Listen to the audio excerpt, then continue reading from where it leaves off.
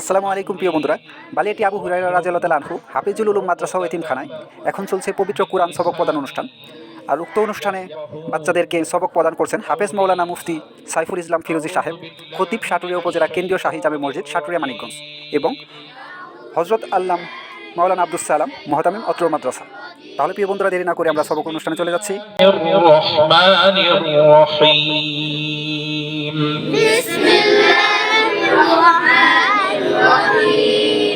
الحمد لله رب العالمين الحمد لله رب العالمين الرحمن الرحيم الرحمن الرحيم مالك يوم الدين مالك يوم الدين إياك نعبد وإياك نستعين إياك نعبد وإياك نستعين اهدنا الصراط المستقيم اهدنا الصراط المستقيم صراط الذين أنعمت عليهم صراط الذين أنعمت عليهم غير المغضوب عليهم ولا الضالين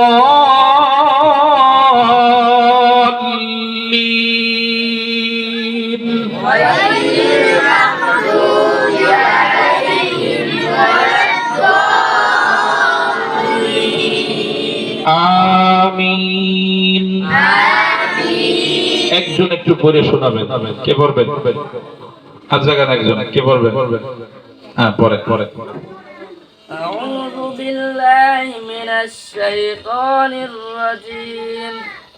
بسم الله الرحمن الرحيم.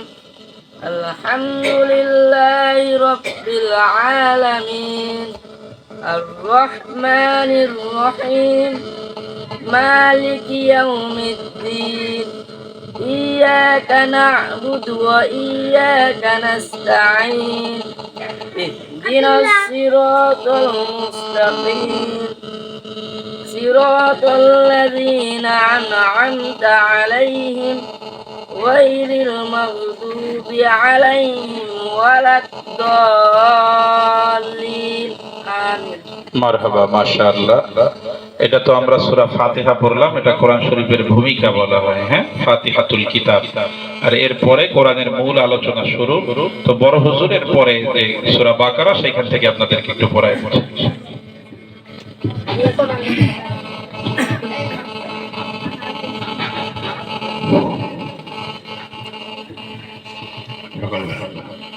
أعوذ بالله من الشيطان الرجيم أعوذ بالله من الشيطان الرجيم بسم الله الرحمن الرحيم بسم الله الرحمن الرحيم ألف لام ميم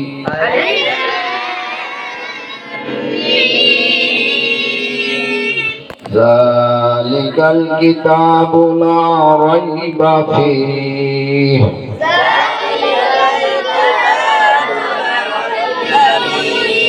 هدى للمتقين صدق الله العلي العظيم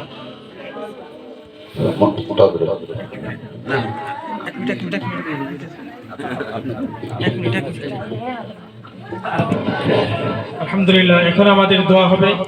তো যেহেতু আজকে এটা আমাদের আজীবন সদস্য সম্মেলন ছিল, তো আমাদের